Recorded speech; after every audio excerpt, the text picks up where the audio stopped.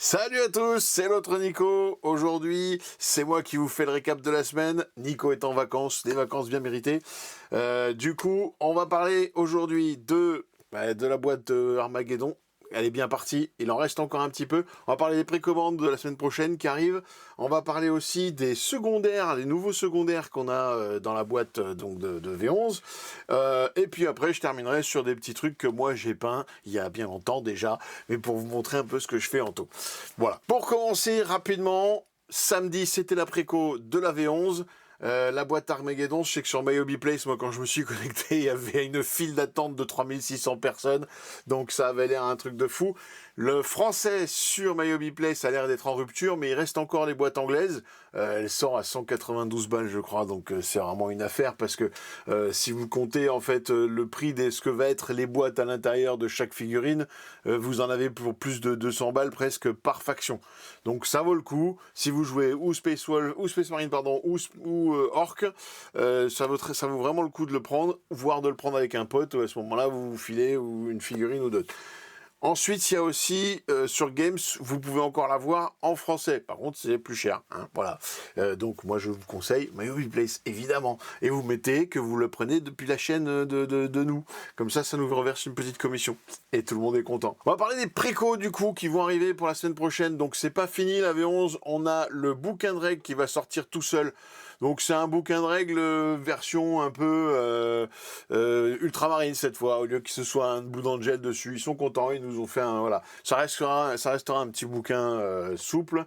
Faut savoir qu'elles sont gratuites, hein, les règles après sur internet. Donc est-ce que ça vaut le coup d'acheter ce bouquin, hein, je suis pas sûr. Ensuite, il y aura voilà, les règles de combat de patrol. Ça peut être sympa. Faut voir ce que ça va donner. Là, par contre, j'ai pas trop de visibilité encore. Est-ce que ça va vraiment être cool ou est-ce que ça va ressembler à la combat de patrol qu'on avait en V10 et à ce moment-là, pas forcément très intéressant. Il va y avoir surtout toutes les empreintes de terrain. C'est un set où il y a quand même 5 différentes empreintes et 16 trucs. Alors, a priori, elles sont toutes retournables. Hein. C'est ça qui fait aussi que c'est important de ne pas les prendre forcément en néoprène sur Internet actuellement parce que des fois, elles sont imprimées que d'un côté. Du coup, vous ne pourrez pas trop les retourner. Il vaut mieux attendre un petit peu pour être sûr. Ce qui est sûr, en attendant, c'est que on risque de tous passer au moins sur ces empreintes au sol. Que ce soit WTC, Faker, etc. Tout le monde a l'air de vouloir passer sur le modèle Game Workshop. Alors peut-être que pour les décors, il y aura des variations. Ce qui est sûr, c'est que tout le monde dans le compétitif veut jouer au jeu que Games a préparé. Et donc, on va s'adapter et on va prendre les empreintes au sol Games Workshop. Donc, c'est toujours bien d'avoir ça. C'est possible de se les faire soi-même. Il y a déjà les empreintes qui existent sur Internet. Il y a moyen de les imprimer en filaire. Il y a moyen de les imprimer sur papier puis vous les découpez. Bref, vous pouvez vous bricoler vos trucs. Elles ont des petites asymétries. On verra à l'usage vraiment si ça va être cool ou pas. Est-ce que ça va être prise de tête sur certaines lignes de vue? Parce que là, il y a un petit peu de sable qui déborde, ok, c'est mignon, mais est-ce que ça veut dire que du coup, ma ligne de vue, bah, je te vois pas parce que tu es caché derrière 2 grains de sable? Bon, on verra bien ce que ça va donner.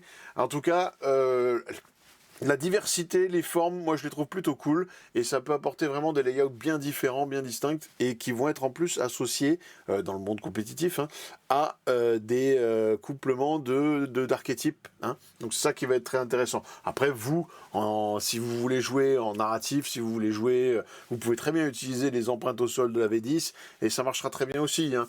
Donc voilà, bon, là on parle vraiment de nouveautés qu'il va y avoir. Ensuite il y aura les cartes, ça c'est très intéressant à avoir pour faciliter quand même le jeu. Hein. Moi, en début de V10, je trouvais que ça faisait un peu gadget et puis qu'on pouvait s'en passer. Franchement, on peut surtout les avoir et puis ça simplifie la vie, quoi. Mais à la limite, c'est pareil, quand vous êtes plusieurs dans un groupe d'amis ou quoi, vous en prenez un paquet pour 2, ça suffit largement. Donc ça sert à rien d'en avoir 30 000. Mais ce qui va être sûr, c'est que ça, si vous voulez pas acheter la boîte complète du jeu, n'achetez pas le livre de règles, vous l'aurez gratuitement sur Internet. Par contre, ces cartes-là, ça va vraiment être pratique. Donc ça, ouais, faut sauter sur l'occasion samedi quand elles sont en préco, puis il faut se jeter dessus. Anglais ou français, après, ça c'est vous qui voyez. Moi, j'ai tendance à les prendre en anglais pour pas avoir de coquilles de traduction par rapport au compétitif et tout ça, mais en français, en général, maintenant, c'est plutôt bien fait. Ils font assez gaffe, donc ça va. Ensuite, les cartes de narrative pour les campagnes qui vont se dérouler maintenant, enfin qui vont se faire plutôt que le mode croisade qu'on a vu jusque-là. A priori, on passerait par ça maintenant, par les cartes Dominatus. Ça peut être très cool parce que ça éviterait d'avoir trop de trucs à écrire, c'est ce qu'ils disent, hein, qu'on n'ait pas trop de comptes à tenir par rapport à son armée narrative, même si on aura la possibilité de faire évoluer quand même des unités ou des personnages ou des choses comme ça. Mais a priori, tout devrait être avec les cartes, tout devrait se faire comme ça. Donc ça peut être très cool, j'ai hâte de voir ce que ça donne, ça, parce que on n'a pas trop de visibilité, il n'y a pas eu trop de leaks dessus, mais pourtant ça peut être un système de jeu super cool. Moi j'ai vraiment hâte de les voir. J'ai pris la boîte, moi, hein, de V11, j'ai un pote qui va jouer Orc, c'est pas Nico qui voulait les récupérer, c'était un autre, donc on s'est organisé, mais du coup je les aurai, je verrai bien ce que ça donne, peut-être je vous ferai une vidéo là-dessus si ça vous intéresse, vous n'hésitez pas à le mettre en commentaire. Ensuite, en Black Library, donc il y a ça, là, le bouquin Armageddon Season Fire, avec mon super accent. Je trouve que les éditions spéciales de Games, franchement, elles sont classe. Les bouquins en édition limitée, franchement, je trouve qu'il y a quand même du taf qui est fait. C'est classou, quoi. Hein, c'est qualitatif, là, tu vois, avec le bord des pages en rouge, le petit marque-page qui est intégré, la reliure avec les dorures et tout ça, un peu encastré, tout ça. Moi, je trouve que c'est vraiment classe. J'ai toujours rêvé d'avoir une bibliothèque comme ça de tous ces bouquins-là. Bon, d'un, j'ai pas les moyens. De deux, je les lis pas, donc ce serait complètement stupide. Et puis, j'ai pas la place. Donc voilà, pour le moment, ça va s'arrêter là. Mais bon, c'est toujours cool. Ensuite, il y a 3 bouquins en score qui sortent en Black Library. Je pourrais pas vous en parler, je les connais pas vraiment. Je sais là, voilà, on a l'histoire de Groznyk, c'est le doc qui a réparé Gaskul, quoi. C'est lui qui l'a créé, quoi. Donc voilà, il y aura l'histoire de Groznyk. Ce que ça veut dire que la figurine va revenir à un moment ou à un autre, j'espère, parce que quand même c'est un personnage iconique des orques. Donc on verra, peut-être qu'avec le codex il va revenir, on verra bien. Ensuite, il y aura des choses qui vont se passer sur Warhammer TV. Bon, ça en général on n'en parle pas trop. Il y a juste ce qui est intéressant, c'est pour moi, je trouve, hein, c'est le côté aéronautical, 2e épisode. Si vous ne les avez pas maté, ça vaut vraiment le coup, je l'ai trouvé super cool. Le reste aussi peut être cool, mais vaut mieux être anglophone quand même, hein. Sinon c'est un peu difficile à suivre, évidemment. Donc si vous ne parlez pas du tout anglais, mais que ça vous intéresserait de voir les contenus de Warhammer TV, je vous dis, c'est pas sûr, c'est rarement traduit, ou alors sinon c'est que en sous-titres français, et je crois que pas tout, hein, de mémoire. Je dis peut-être une bêtise, pareil. Si je dis une bêtise, vous n'hésitez pas à me le signaler dans les commentaires.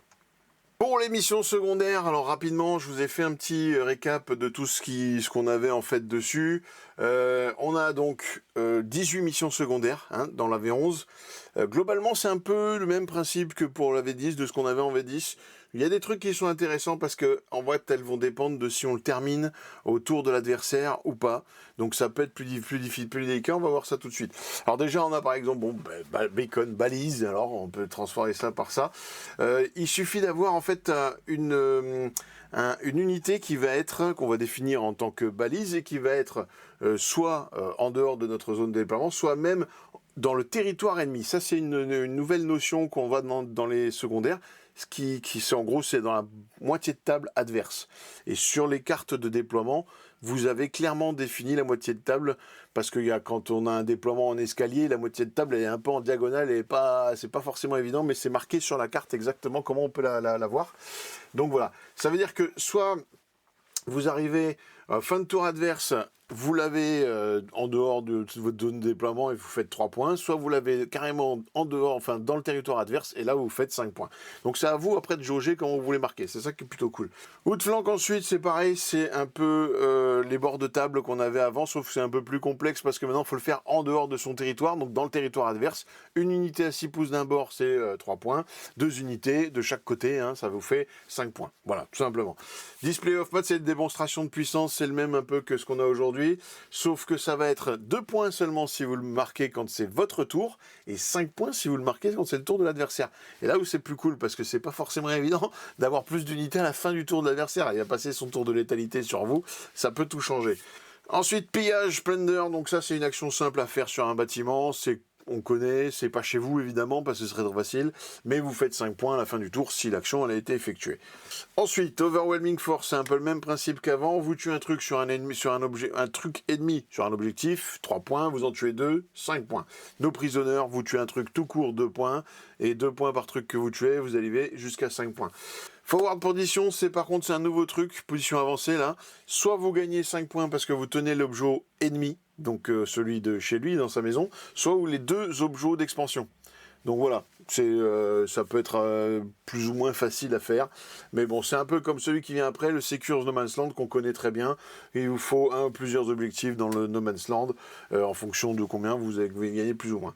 Engage All Front, c'est pareil, c'est engagé sur tous les fronts. Par contre, là, ils ont viré le côté qui marchait que sur 2 quarts de table. C'était un peu nul que ça score 1 point sur 2 quarts de table. Donc là, c'est 3 quarts de table, 3 points. Et 4 quarts de table, c'est 5 points. Donc c'est plutôt cool. Défendre de Stronghold, c'est le même qu'avant. Faut tenir son objet. Sauf que là, vous allez gagner 3 points. Mais vous gagnez aussi 2 points de plus s'il n'y a personne dans votre zone de déploiement. Donc voilà, un petit truc en plus qui fait que vous scorez plus ou moins en fonction de trucs. On va en parler à la fin de tout ça. Grievous Blow, donc coup dévastateur, c'est le Kill the Horde qu'on connaissait d'avance, c'est-à-dire quand il y a 13 figurines ou plus, vous tuez l'unité et vous allez gagner donc 4 ou 5 points en fonction de... Voilà. Le Cleanse, c'est toujours le même. Un objectif, vous avez 2 points. 2 objectifs, vous avez 5 points. Il y a des objets aussi secondaires qui ne peuvent pas être piochés en même temps. Il y en a que vous devez remplacer, virer, etc. Quand vous les piochez, vous pouvez le faire, ou vous êtes obligé de le faire. Ça dépend en fait en fonction des trucs. Burden of Trust aussi, c'est un objet secondaire un peu connu parce qu'en fait on l'avait en primaire avant. C'est-à-dire que vous définissez des unités qui vont être des gardiens et en fonction du nombre de gardiens que vous avez à la fin du tour adverse qui tiennent leurs objectifs, vous gagnez 5 points. Enfin, 2 points par objectif gardé, jusqu'à un maximum de 5 points, pardon. Ensuite, le abattez-le Brigade Down qui demande de tuer des figurines de 10 PV ou plus. Donc, fin des Brigade Down qui marchent sur les piranhas, sur les sentinelles, sur les trucs comme ça, on avait déjà parlé dans le live. Mais voilà, donc ça veut dire que tout ce qui est tout petit véhicule, on n'hésite plus à les mettre maintenant dans les listes en ayant peur de donner des points gratuitement. Donc ça peut être cool parce que il y a plein de petits véhicules qui sont très sympas, qui vont aider sur le scoring, qui vont aider en V11, qu'on va avoir beaucoup envie de jouer. Au moins là, on n'est pas gêné par Brigade Down. Derrière les lignes ennemies, même principe qu'avant, 3 points si vous avez une unité, 5 si vous en avez plus. La cible tentante, c'est toujours pareil, c'est l'adversaire qui vous définit un objectif. Et une fois que vous le tenez, vous gagnez 5 points. Assassinat, c'est un peu le même principe, sauf qu'il y a une partie fixe, une partie pas fixe, hein, mais voilà. En fixe, vous détruisez un personnage à 3 points, vous gagnez 3 points, plus 1 s'il a plus de 4 PV. C'est-à-dire que les tout petits persos rapportent quand même moins. C'est intéressant parce que si vous avez tendance à jouer, voilà, Genesis Cult avec plein de petits persos, le mec, pour faire ses 20 points de secondaire, quand même, il faut qu'il en tue 6-7, quoi, même, hein, pour arriver à monter à des trucs. Donc ça commence à chiffrer, c'est pas si simple. Et par contre, en tactical, le moindre personnage tué, c'est 5 points, c'est direct. Et ensuite, il y a Center Ground, qui est l'ancienne area d'Enial, hein, tout simplement, qui est le centre contrôle du centre, où ça demande que s'il n'y a personne à 3 pouces du centre, mais vous y êtes, vous gagnez 3 points. Et s'il n'y a personne, aucun ennemi à 6, vous gagnez 5 points. Voilà, en gros, les secondaires. Donc je vous ai fait juste un petit texte comme ça, récapitulatif, parce que j'ai manqué de temps. Moi aussi, je reviens de week-end, donc je suis arrivé en milieu de journée. Là, je fais vite la vidéo pour que vous puissiez la voir pour le lundi. Mais déjà, ça vous donne une idée de ce qu'on a comme secondaire qui arrive pour la V11. Et aussi dans la création de liste, comment on va pouvoir les gérer, comment on va pouvoir faire en sorte de les scorer. Moi, ce que je trouve, c'est que c'est bien qu'il y ait un petit palier différent dans les cartes. Du genre, voilà, peut-être celle-là, si je la fais au tour adverse, je vais scorer plus, donc je vais m'organiser pour que l'adversaire puisse pas empêcher le score, ou me servir de ça pour bait, qu'on appelle ça, de faire un appât pour l'adversaire, pour lui tendre un piège, le forcer à venir chercher une unité qui va nous rapporter 5 points de secondaire, mais le forcer du coup à s'exposer pour la suite de la partie. Ça, de ce côté-là, je trouve que c'est très intéressant. Moi, ce qui me fait un petit peu peur, c'est qu'on risque quand même d'avoir l'effet où plus tu perds, hein, tu vois, et plus tu gagnes, quoi. C'est-à-dire que on va avoir des écarts qui vont se créer, parce que le mec qui commence à dominer la table va avoir beaucoup plus facile à faire ses scorings de secondaire, et bien, inversement, si on commence à se faire acculer, ça devient compliqué de faire les scorings, mais en plus, faire les plus gros scores de chaque carte, ça devient quasiment impossible, donc on reprend encore plus de retard sur le score. À voir, est-ce que ce sera ça ou pas? Est-ce que ce sera... moi, je pense que ça sera quand même ça, mais on verra comment les archétypes plus les missions principales vont peut-être rattraper ça ou contourner ça. Évidemment, je termine cette vidéo et Games nous sort encore une dinguerie. Là, ils nous sortent le pack de Space Marine. Donc, j'ai jeté un œil dessus, mais en fait, là, je l'intégrerai pas dans cette vidéo. Je préfère vous le faire bien, voir demain ou quoi, plutôt que de le faire bâcler maintenant, là, comme ça. On a le coût des détachements, ce qui est incroyable. Du coup, Gladius qui va être à 3 points, ça on s'y attendait, mais il y a toutes sortes de détachements qui sont à 1 point, 2 points. On a les nouveaux détachements donc à étudier dessus. On va voir ce que ça va donner. Pareil pour les Dark Angel, les Blue Angel, les Space Wolf, les Black Templars, la Death Watch. Donc il y est le Black Spear Task Force. Donc qu'est-ce que ça va donner? Est-ce qu'on va pouvoir quand même jouer nos Death Watch finalement? On va voir, je vais étudier ça en détail, voir si on a aussi les coups en point ou les choses comme ça. En tout cas, voir déjà les détachements, comment ils sortent. Je vous ferai une vidéo dessus plus complète. Ce sera mieux que de le lancer un peu trop à l'arrache. Avant de vous montrer ce que j'ai peint il y a longtemps, je vous montre juste une petite photo. J'ai joué à Warhammer avec la minette de Nico. On s'est régalé. Comme il n'était pas là, il n'en saura rien, mais elle a joué Orc, moi j'ai joué ces nouveaux agents de l'Imperium, et ça a été un beau massacre. Elle a mâchouillé quelques orques, tout s'est bien passé, et donc j'ai gagné, puisque moi je connaissais les secondaires, et elle ne savait pas lire. Voilà, blague à part, je vais vous parler de mon Esteban. Donc voilà mon Farsight. Alors je sais pas si je vais arriver à faire quelque chose. Je vous montre un petit peu ce que j'avais fait. Donc c'est dans mon lore à moi, c'est Esteban, quoi, hein. Je lui ai changé l'épée, je sais pas si vous voyez, je lui ai mis une épée de Saurus en fait, pour avoir quelque chose. J'ai remis quand même le bout de l'épée de base qu'il avait là. Je lui ai mis une crête en or et puis d'un collier. Je lui ai mis une sorte de tabard aussi un petit peu entre les jambes là, avec des bijoux et de l'or. Il en a un aussi sur la cuisse. Et là, ce gros totem après dans le dos. Que je vais me mettre au milieu, voilà, avec la boule un peu énergie au milieu, tout ça. Donc comme vous le voyez, il faut pas regarder trop mes taux de près.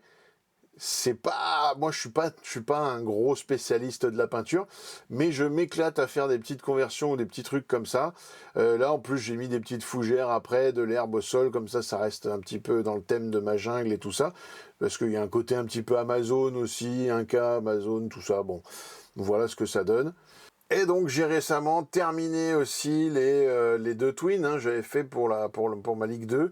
Là le but c'était d'avoir quelque chose un peu plus agressif. Donc j'aurais mis des sortes de têtes de guépard, je sais pas si c'est bien, ça se voit bien dessus, avec les plumes derrière, mais puis une sorte d'épée aussi que j'ai mis sous leur pistolet à chaque fois. Donc en voilà un. Il y a le petit au sol, il y a les flammes avec un petit côté bleu derrière, parce qu'en fait, moi je l'ai pas très bien fait. Et puis je sais pas si j'arrive à bien le focus, mais normalement c'est son bouclier en fait, c'est son aura de bouclier qui protège du feu en fait. Donc je trouve ça très classe. La figurine est très très classe. Et je vais essayer de faire un truc sympa avec. Ça c'est le premier. Et voilà son pote, le deuxième là, pareil. Avec son fuseur, j'ai mis des petites têtes de dragon là qui crachent du feu là au bout des canons. Je lui ai mis aussi des petits détails en plus, voilà, la crête sur le dos, le petit dragon là sur le poignet là aussi, et puis les petites herbes après au sol, pareil pour faire un petit peu jungle.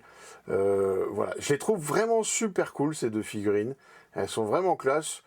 J'ai pas forcément été le meilleur peintre du monde dessus, mais le résultat, je trouve qu'il est pas mal. On a quand même, voilà, les 2 ont une cohérence, là, je sais pas si on voit à peu près, quoi, hein, ensemble, donc ça va, c'est pas mal. Et sur table, c'est une unité qui est vraiment géniale en plus à jouer, donc je me régale. Et ça accompagne très bien Esteban et Zia et tout ça. Et je vous en montrerai peut-être d'autres une autre fois. Si ça vous intéresse, vous n'hésitez pas à me le dire. Et puis à me le mettre en commentaire. Et puis voilà. Ce sera tout pour aujourd'hui. Vous savez comment vous pouvez toujours nous soutenir. Vous passez par MyHobbyPlace pour vos achats, surtout profitez-en, là il y a la V11 qui sort, donc c'est le moment. Il y en a encore de disponibles, même quand il y a des files d'attente de malade mental. Je ne sais pas du tout combien ils ont de stock, MyHobbyPlace, mais je pense qu'ils en ont quand même un sacré paquet. Là, avec les cartes qui vont sortir, ou les bouquins de règles, de combat de patrol, tout ça, ça peut valoir le coup. Ensuite, vous avez aussi le Tipeee. Mais en grand merci à ceux qui nous soutiennent, qui vont s'afficher d'un côté ou de l'autre. C'est vraiment un soutien qui est très très important pour nous. Ça nous touche énormément. Donc merci, continuez. On essaiera de vous faire des trucs en plus pour vous, etc. Dès qu'on arrivera à s'organiser, à se structurer un petit peu mieux. Il faut aussi qu'on ait le studio qui se termine pour pouvoir faire ça bien. Mais merci en tout cas de votre soutien. Moi je vous dis à bientôt, je vais vous faire une petite vidéo je pense mercredi sur l'émission principale, comme ça complétera l'émission secondaire qu'on vient de voir, et puis à la prochaine, ciao.